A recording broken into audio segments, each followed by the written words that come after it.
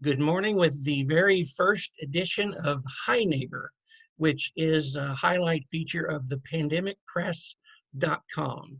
And as the very first guest for Hi Neighbor, agreeing to be the guinea pig for this hopefully very successful project is my daughter, Natasha Myrick. And one reason we call this Hi Neighbor is because it keeps us connected, whether we're at the next block across the street or some states away, or maybe even a country away. And Natasha is in Atlanta, Georgia. So Natasha, good afternoon. And what's happening in Atlanta?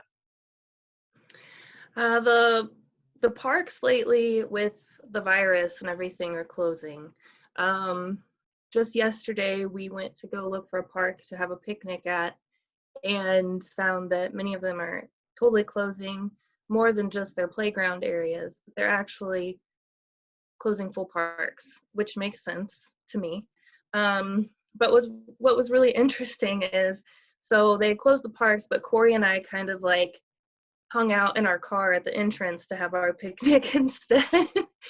And there was a woman that drove by in her car, and there was a worker kind of like going into the park, and he was sectioning off the park. And there was a gate in front of the park that he was locking and everything. And this lady pulled up and was like, "Sir, why is the park closed?" Oh, no. And I was like,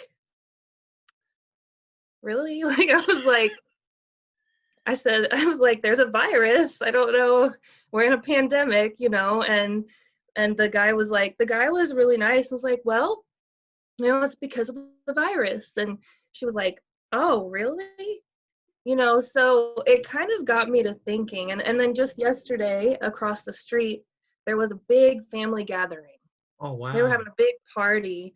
It sounded like there was a fight breaking out, so I looked out the window, and it was just a huge family get together. And I was like, do people not think that this is a serious thing? You know, are people just not informed? Are people just thinking that it's just something that's going to pass? Do they not know that it's affecting over 150 countries? Like, it is worldwide. Well, and I think you And just, so, I think you just hit on a point there that people maybe don't think it's serious or not taking it seriously. I'm especially worried young people. You have that feeling of invincibility. I remember that some time ago. But I want to give this update as of today, and this we're talking on Sunday, the 29th. Boone County, Missouri has 51 positive cases, and I think it was just 10 days ago, maybe 2 weeks ago, that we had our first one. So there's 51 that are positive.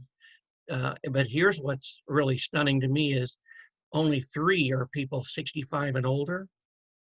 7 of them are people ages 15 to 24. 18 are people 25 to 44, and 17 are people 45 to 64. So that means, and then there are 6 that are unknown. So that is exactly half or more of those cases are people who are under 44 years old. Um, so I don't know. There's probably still a lot of mistrust out there. People doubt the data. If it's not happening, if you can't see it happening. I mean, it's a virus. You can't see it, right? And you know me, I'm kind of I kind of collect conspiracy theories, and I follow the flat Earth people. Some of them on Facebook. Um, I don't spend as much time on that as I used to. But on a way, it's kind of like, wow, some of this is really funny. But at this point in time, it's not really funny because this affects our lives. And me and your mom were just talking this morning. We want everybody else out there to follow the directions of social distancing and staying at home so that we can get out eventually and this doesn't last as long.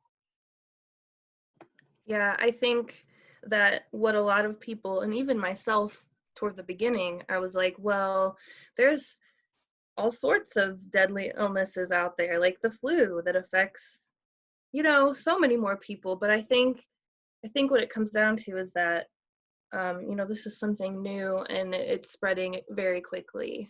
I mean, the first case was in China all the way across the world in December, Let's and we're, what?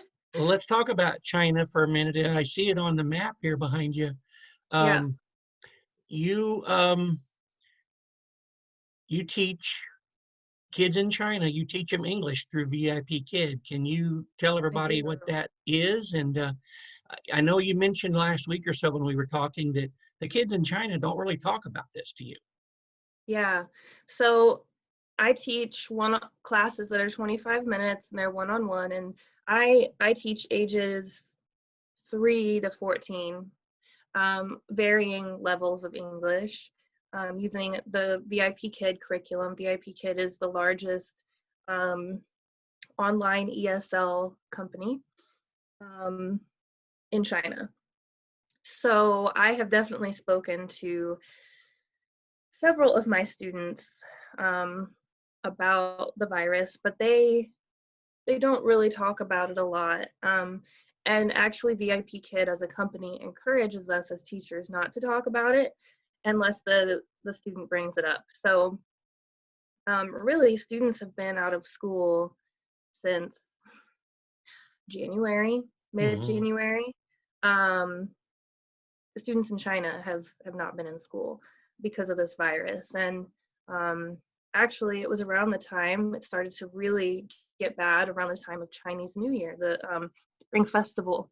And so these these kids and these families, just everybody so affected by this, all of their Spring Festival festivities were canceled. And if you think about the biggest holidays in America, like Yeah. Christmas, New Year's Eve, you're used to getting your family together. You have all these traditions. Family will travel from out of state, sometimes even out of the country, be together. And, this was like that for them, and they could not celebrate. They had to stop travel. Mm. Um, yeah, so a lot of them, it was just, maybe their family of 3 or 4 in their apartment, eating some dumplings Well, is a lot of reports that I got. I wonder if the continuity of being with you for VIP Kid, if that maybe was some sort of comfort, I mean, it was something predictable that they were already doing that they could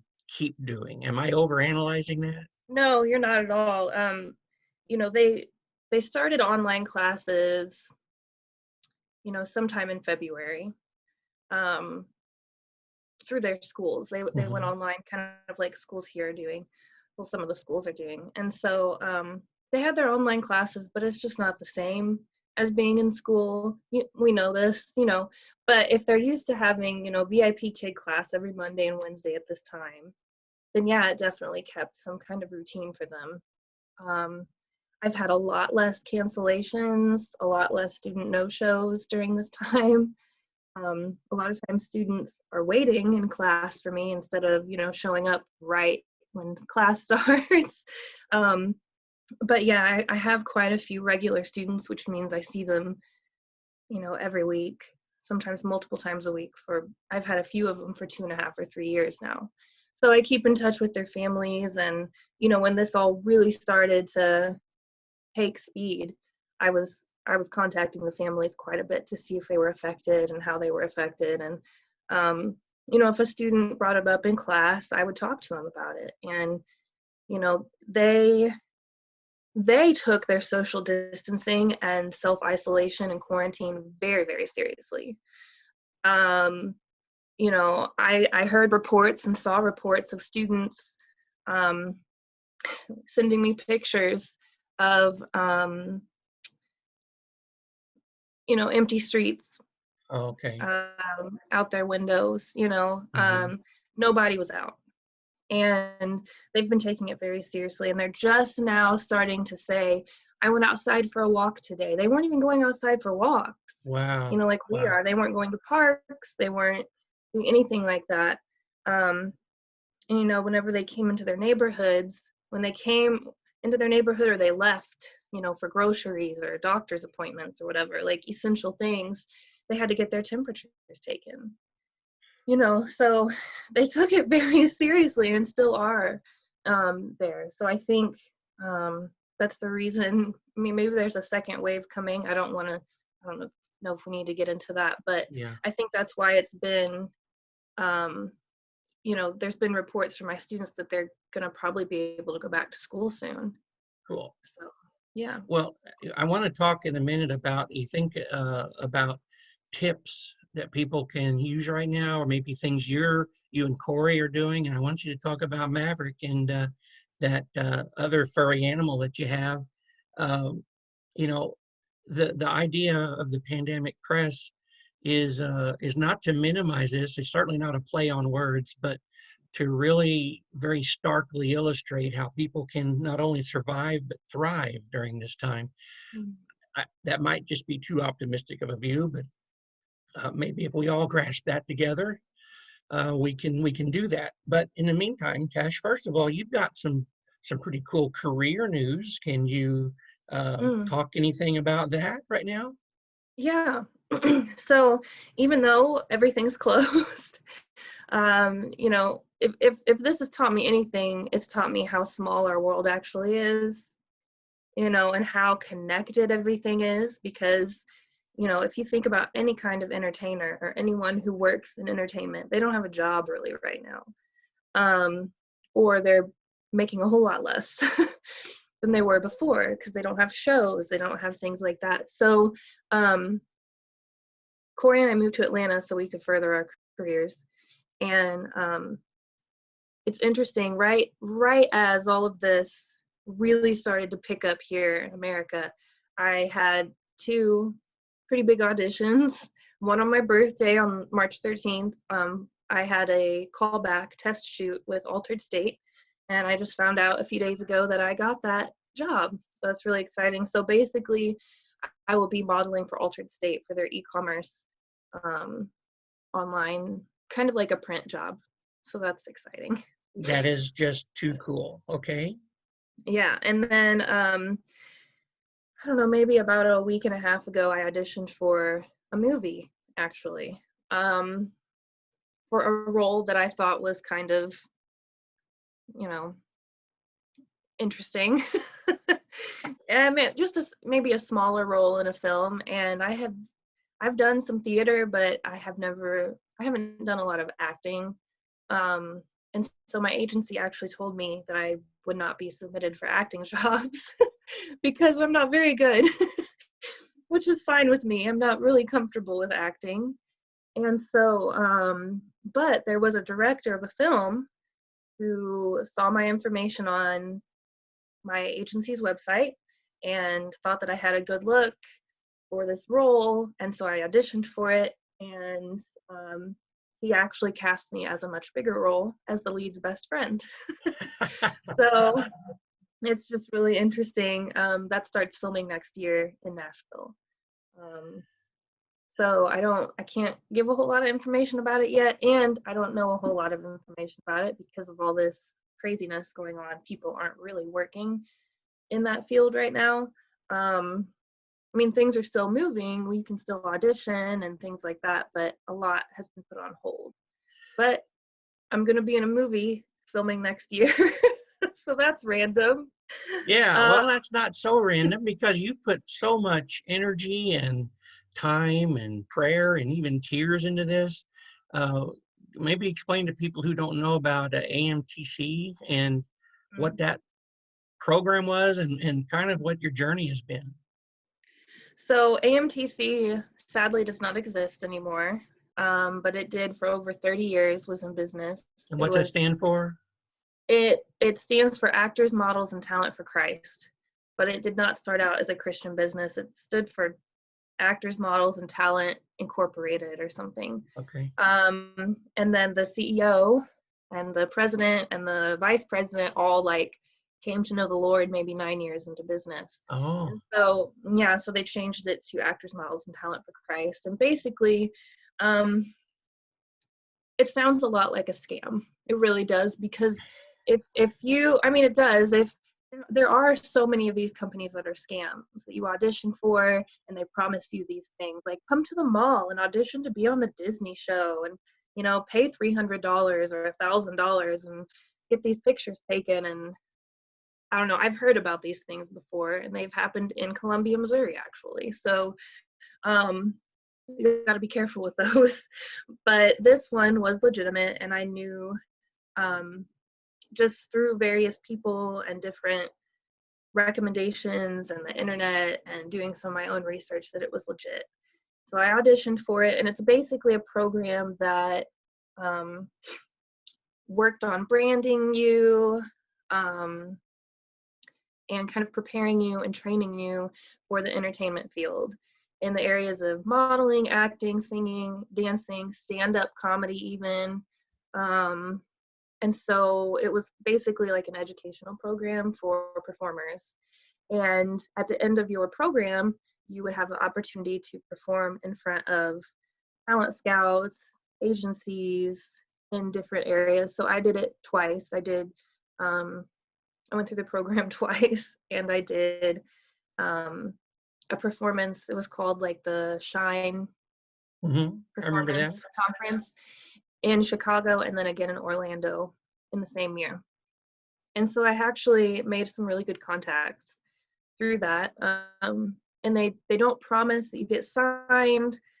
I had some really good feedback from people, but ultimately it taught me a lot about just the entertainment world. I went into it thinking that I was going to be launching a singing career, but God had different plans, and I'm doing modeling mostly now. So yeah, so I started doing that, and I got connected with a local creative, collaborative community of models and photographers and hairstylists and makeup artists and designers, and right there in mid-Missouri.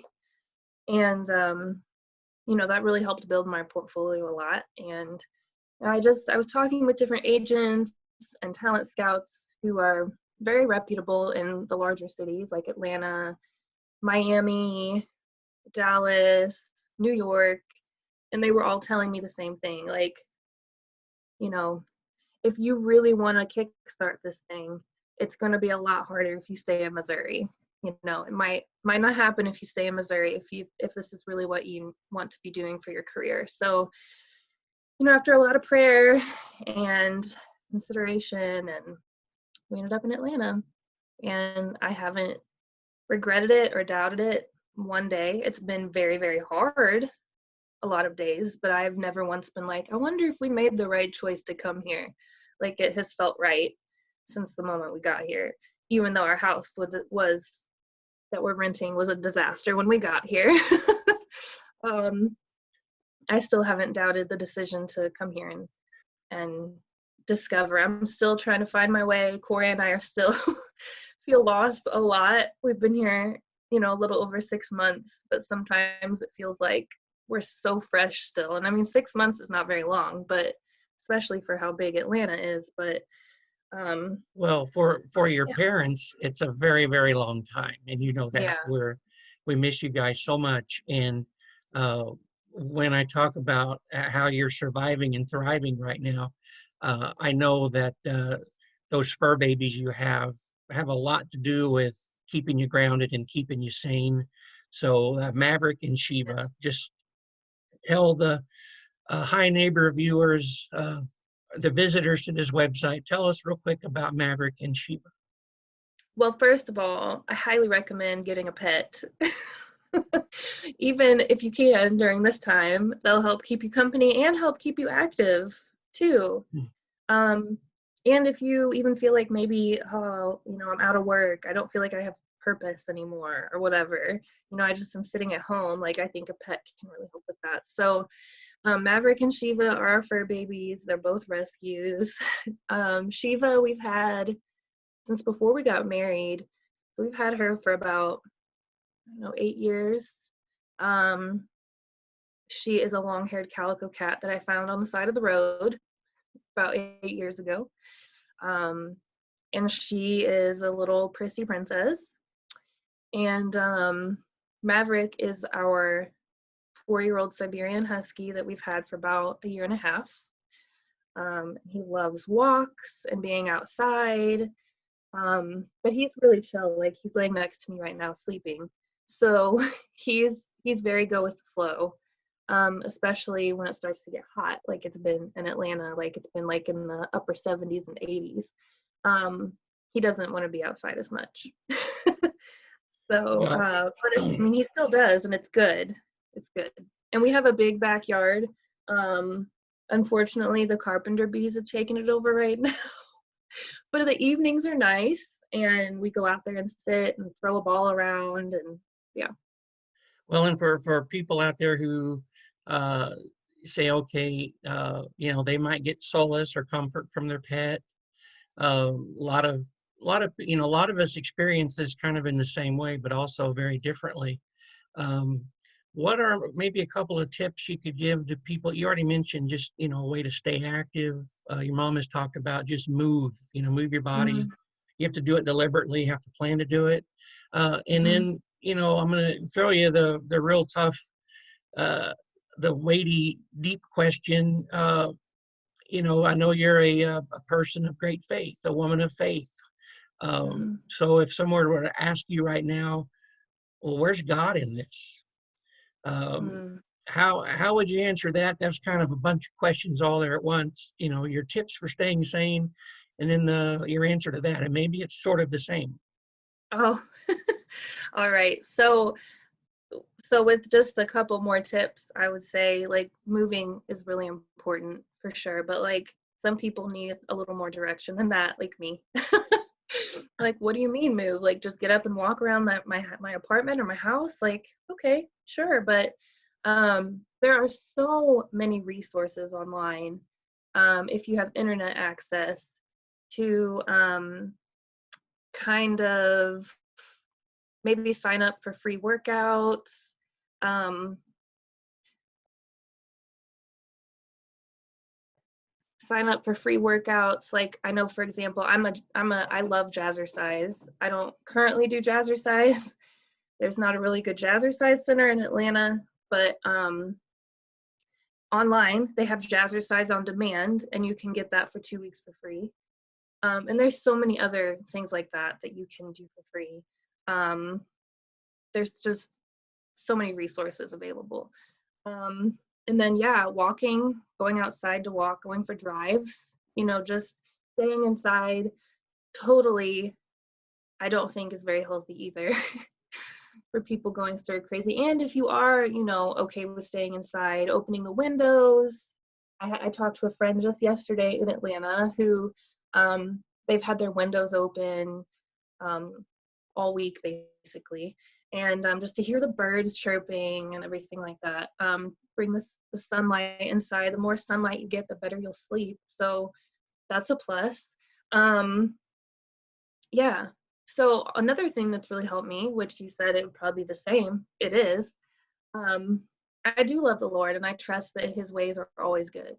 And where there's so many things that have happened in our lives, even personally, like not even worldwide, like heartache, trials, like, where are you, God?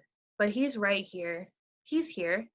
He sees it all. He knows what's going on. There's nothing that happens that surprises him. There's nothing that happens that shocks him or throws him off course, or makes him scratch his head. Like, he knew this was going to happen. And a lot of people might be like, well, that's an unloving God then. That's why would God do that? If God is so good, if you claim that he's good, why would he do this? And my answer to that is, we are people and we are sinful. And like, ultimately our sin, ultimately our actions are what caused things like this. Our world is full of sin because of us, because God gave us free will. And so I think it's important for me to realize, like, God, this hurts him too. Like, he sees his people hurting, and it hurts him. Like, he loves us, and it hurts him to see us hurting. I also think I was listening to our pastor's sermon this morning, and it was very insightful about how sometimes things happen like this in our lives to turn our eyes back toward him. Hmm. Um, and like, sometimes things happen like this in our lives to show us that we don't have control. Like, we are not in control as we think we are. He told a story about 2 atheist doctors in Italy who came to know the Lord like this past week Wow. because they Wow. saw this virus. You can't see it. It's so Yeah. tiny, but it's causing this worldwide pandemic, you know, and like, we can't control it. Our lives are not in our control. And so I think it's important, maybe a wake up call, even to some of us. You know, we live our lives so comfortably sometimes, not Yeah. everybody, but, Yeah. you know, just every day, this is our routine. This is what we do. This is what's important to me. And like, for Christians specifically, like, have you been stagnant? You know, maybe this is your time to say, you know what? I do need to get back on track. I don't really like using on track, Yeah. but this is a time where I can, you know, get even closer to the Lord, Hmm. learn new things about Him, you know, become even closer to Him. Um, and for the non-Christians, maybe, like I just said, like, the world, you don't have control over your life as much as you think you do. But the person who does, He loves you very much. So Well, I I think, appreciate yeah. I appreciate that wisdom, Tash. And your mom and I were just talking last night about ways, you know, to list ways to survive and thrive. And her coming from a real professional mental health point of view, Mm, she said, and it's very short, but that is so profound: identify the things you can control, identify mm, the things you can't control, and yes, then just live each moment as best you can. yes. So, you know, maybe in this time we're all looking for this great, deep philosophical answer, this great Mm, explanation, but maybe it's not that complicated. I mean, it's yeah, huge. This is historic. This is something none of us have ever faced before. But maybe it's right. as simple as okay, let's control what we can control. You know, Yeah. I can get up in the But morning. Yeah, yeah, I was gonna say, like, what does that mean though? Like, some people might not know, like, what do you mean things I can control? yeah. Well, you know what? Then come back to this website, and there's a whole list of things of tips, the ways to survive and thrive. And we're also going to encourage people from all around the world. Send in your tips, your stories, and you can see them scroll along. Those that are selected will scroll along on the website. Natasha, we've gone a little bit over the amount of time that I've planned for these calls, but it's been a great talk. It's always great just to talk to you. You know, you and I have a pretty cool connection. You know, the string between our hearts, no matter how far away we are. And I love you very much. Love you. And that's going to be the end of this call. And look forward to talking to more of our neighbors out there. Yay. Bye.